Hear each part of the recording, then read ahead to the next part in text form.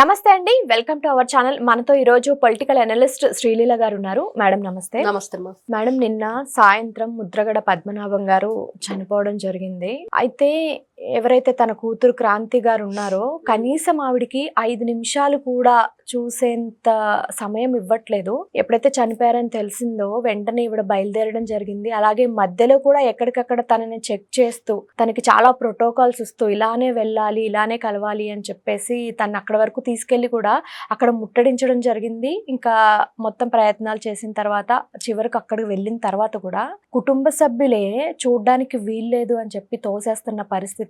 ఇక చివరిగా పరిస్థితి కంట్రోల్ తప్పుతుంది అని చెప్పేసి పోలీసులే తనని బలవంతంగా కారులోకి తీసుకెళ్లి ఎక్కించేసిన పరిస్థితి కనిపిస్తుంది. అసలు ఈ ఉదంతాన్ని ఎలా చూడాలి మేడం? అంటే సోదరుడైన గిరి వీళ్ళందరూ కూడా తన్ని దగ్గరికి రానివ్వకుండా ఎలాంటి సిచ్యువేషన్స్ ఉన్నా, ఇప్పుడు తండ్రి చనిపోయాడు అంటే కూతురికి ఎలాంటి బాధ ఉంటుందో ప్రత్యేకంగా చెప్పక్కర్లేదు.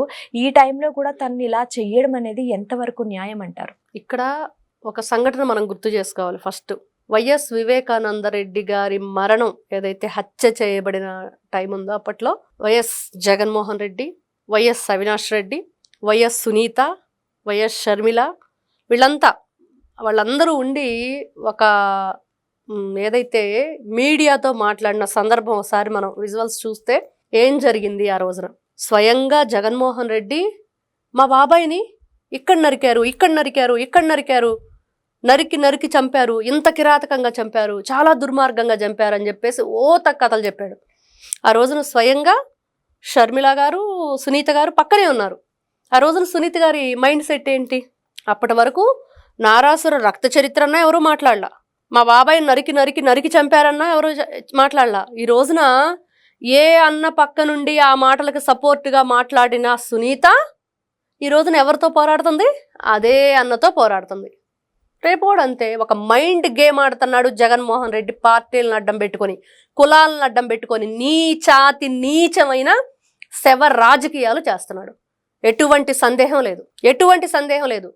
జగన్మోహన్ రెడ్డి గారు గుర్తుపెట్టుకోవాలి, ఈ రోజున ఏదో చేస్తున్నాను, నా రాజకీయ పబ్బం నేను గడుపుకుంటున్నాను, ఎవ్వరు ఎక్కడ చస్తే నాకెందుకు, ఎవ్వరు ఎట్లా నాశనం అయిపోతే నాకెందుకు, వాళ్ళు ఏ విధంగానైనా పోని, నాకు మాత్రం నా రాజకీయ ప్లాట్ఫామ్ అనేది నాకు ఉందా, అక్కడ నేను అనేవాడిని 10 మందికి ఒక మెసేజ్ లాగా వీళ్ళు ఇవ్వటానికి ఉన్నారా, అదే చూసుకున్నాడు. ఇక్కడ కూడా అదే చేస్తున్నాడు. ఈ రోజున జగన్మోహన్ రెడ్డిని ఆదర్శంగా తీసుకున్నట్లున్నారు పద్మనాభం గారి భార్య, వాళ్ళ పిల్లలు.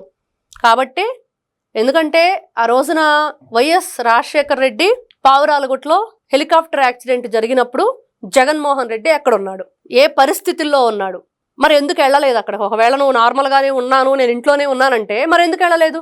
ఆ పార్టీ, కాంగ్రెస్ పార్టీ నాయకులందరూ కూడా అక్కడ ఏం జరిగిందో అర్థం కాక బ్రతికున్నాడా చనిపోయాడని చెప్పి క్షణక్షణం ఉత్కంఠంగా ఉంటే, మనం అప్పటికప్పుడు ఏం జరగలేదు. ఎన్ని రోజులు? దాదాపుగా 24 hours పైనే జరిగింది. అసలు ఎక్కడ అది జరిగింది, ఏం జరిగింది, ఉన్నారా పోయారా అని చెప్పి తెలుసుకోవడానికే టైం పట్టినప్పుడు నువ్వు ఎక్కడో తీరిగ్గా ఎంజాయ్ చేస్తున్నావని చెప్పేసి ఆ రోజున మాట్లాడుకుంటున్న పరిస్థితి ఈ రోజుకు కూడా చెప్తున్నారు చాలామంది. ఎక్కడ ఉన్నాడు జగన్మోహన్ రెడ్డి, ఏం చేశాడు? సరే, తండ్రి శవాన్ని తీసుకొచ్చిన తర్వాత మరి అందరూ కూడా నిన్ను పలకరించడానికి వస్తుంటే నువ్వేం చేసావు? ఏడ్చినందరికి చాలే, బాధపడబాకండి, 2 సంతకాలు చేయండి అని సంతకాల సేకరణ చేస్తావు. నువ్వు ఎమ్మెల్యేగానో లేకపోతే ఎంపీగానో కాదు, ముఖ్యమంత్రిగా వెళ్ళిపోదామని చెప్పి చేస్తావు ఆ రోజున. మరి అలాంటి నువ్వు ఈ రోజున ఎవరికైనా మంచి చేస్తావు, మంచి చెప్తారు నువ్వు కానీ, మీ కార్యకర్తలు కానీ, మీ నాయకులు కానీ అనుకోవటానికి మనం ఎక్కడా కూడా దాని గురించి ఆలోచించలేం. ఈ రోజున నిలువెత్తు నిదర్శనంగా అక్కడ కనిపిస్తుంది. క్రాంతి గుండెలు అవిసిపోయేలా ఏడుస్తుంది, కన్న తండ్రి దగ్గరకు నన్ను వెళ్ళనివ్వట్లేదు అని.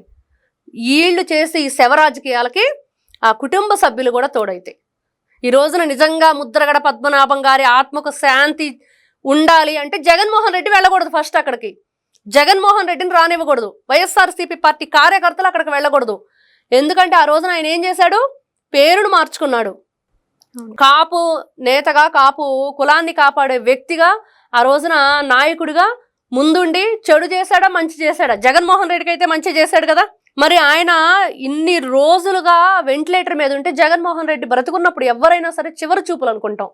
బ్రతుకున్నప్పుడే ఆ మనిషిని చూడాలనో, వాళ్ళు మనల్ని చూస్తే తృప్తి పొందుతారు, మనం వచ్చామని ఒక ఫీలింగ్లో ఉంటారనేది ఉంటుంది. అలాంటిది ఆయన మరణించే వరకు కూడా నువ్వు వెళ్లకుండా ఈ రోజున నీ నాయకులతోటి, నీ కార్యకర్తలతోటి అక్కడ వాళ్ళతో మైండ్ గేమ్ ఆడుతూ నీ రాజకీయ లబ్ధి కోసం ఓ పక్కన అంత భయంకరమైన సిచ్యువేషన్లో ఆ బిడ్డలా ఏడుస్తుంటే ఆ ఉసురు ఎవరికి? జగన్మోహన్ రెడ్డి కొట్టదా? అక్కడ ఎవరైతే ఆవిడ ఏడుపు కారణమయ్యారో వాళ్ళందరికీ కూడా ఆ ఘోష కొట్టదా? ఎంత దుర్మార్గం! ఇంత నీచానికి దిగజారిపోతారా? ఆడపిల్లలు ఉసురు పోసుకుంటారా? కన్న తల్లిని బయటికి గంటేసావు, చెల్లిని బయటికి గంటేసావు, మేనల్లుడు మేనకోడల ఆస్తులు లాగేసుకున్నావు. ఎంతమంది జీవితాలతో ఆటలాడతాడు జగన్మోహన్ రెడ్డి? ఇంకొక చెల్లెలు చూస్తే కోర్టులు, పోలీస్ స్టేషన్లు, నా తండ్రి చావుకి ఎవరు కారణమో చెప్పడం తిరుగుతుంది. ఎన్ని రకాలుగా జగన్మోహన్ రెడ్డి ఈ రోజున ఎంతమంది ఆడపిల్లలు ఉసురు పోసుకుంటున్నాడో మరి కనిపిస్తూ ఉంది. ఎన్ని విధాలుగా నువ్వు రాజకీయ మనుగడ కొనసాగించడానికి ఇంత దారుణమైన దానికైనా నేను దిగజారుతానని చెప్పి పదే ఆయన చేసే పనుల ద్వారా జగన్మోహన్ రెడ్డి నిరూపించుకుంటున్నాడు. అంటే ఆయన ఇంతకు ముందే క్లారిటీ ఇచ్చారు, మా మధ్య ఎలాంటి గొడవలు ఉన్నా సరే బయట వరకు మేము పెట్టదలుచుకోలేదు, ఇది సోషల్ మీడియాలో పెట్టదలుచుకోలేదు అని చెప్పేసి కూడా పద్మనాభం గారు క్లారిటీ ఇచ్చారు. బట్ అయిన తర్వాత కూడా వీళ్ళు ఇప్పుడు సోషల్ మీడియాలో అందరికీ తెలిసేలాగా కనీసం ఇప్పుడు కూడా రానివ్వకపోవడం అనేది ప్రతి ఒక్కరికి కూడా ఇంకా తెలిసిపోయేలా చేస్తున్నారు అంతే. అంటే నీకు అక్కడ ప్రతి ఒక్కరికి తెలిసిందా తెలియలేదా అనేది పక్కన పెడితే, ఒక ఆడపిల్ల తండ్రి మరణించిన తర్వాత చూడటానికి వస్తే ఇంత దారుణంగా ప్రవర్తిస్తున్నారు. అక్కడ ఆ సిచ్యువేషన్స్ చూస్తుంటే మనం టీవీలో విజువల్స్ 5 నిమిషాలు ఇచ్చారు మేడం టైం. ఏంటి 5 నిమిషాలు అసలు? అంటే ఇలా చావు దగ్గర కూడా మీరు శవాల మీద పేలాలు ఏరుకునేలాగా ప్రవర్తిస్తున్నారు. శవ రాజకీయాలు చేస్తున్నాడు అంటే జగన్మోహన్ రెడ్డి, ఇదిగో ఇక్కడ క్లియర్గా అర్థమవుతుంది. కాబట్టి ఇక్కడ ఎవరైతే ఈ కార్యక్రమాన్ని ఎంత చాలా దారుణంగా మానవత్వం ఎక్కడుంది అనే విధంగా క్రాంతి గారి ఆ బాధ కానీ అక్కడ జరుగుతున్న ఆ పరిస్థితి కానీ చూస్తుంటే ప్రతి ఒక్కరికి కూడా గుండె తరుక్కుపోతుంది. ఇది చాలా తప్పు. జగన్మోహన్ రెడ్డి గారు తప్పుల మీద తప్పులు చేసుకుంటూ వెళుతున్నారు. ఇలా ఎన్ని తప్పులు చేసుకుంటూ వెళతావో మేము కూడా చూస్తాము. ఆ తర్వాత మీకు ఏ విధంగా గుణపాఠం చెప్పాలో చెప్తామని చెప్పేసి అందరు రెడీగా ఉన్నారు. ఈ రోజున ఇంతటితో పోయేది కాదు. ఈ రోజున ఏదో చేసేసాము. నిజంగా పద్మనాభం గారి మరణానికి ఎవరు కారణం అంటే వైఎస్ జగన్మోహన్ రెడ్డి.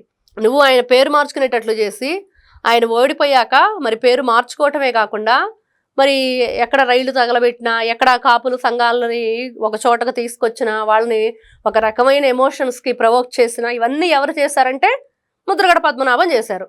మరి ఆయన నువ్వు కనీసం చివరి క్షణాల్లో వెళ్ళకపోతే నేనేం తప్పు చేశాను, జగన్మోహన్ రెడ్డి గారు నేను ఇంత అండగా నిలబడితే నన్ను చూడటానికి రాలేదని ఒక ఆవేదన ఇంకో 4 రోజులు బ్రతికేవాడిని 5 రోజుల్లోనే చంపేసిద్ది ఆలోచన. అదే సిచ్యువేషన్ జరిగింది. అందుకనే ఆయన ఆ విధంగా బాధతో మరణించారు. ఈ రోజున కన్న కూతురును కూడా రానివ్వకపోతే ఆయన ఆత్మ ఇంకెంత ఘోషిస్తుందో. ఈ రోజున ముద్రగడ పద్మనాభం గారి మరణానికి ఆయన ఆత్మ ఘోషకి వైఎస్ఆర్సీపీ పార్టీ కారణమవుతుంది. Thank you. నమస్తే.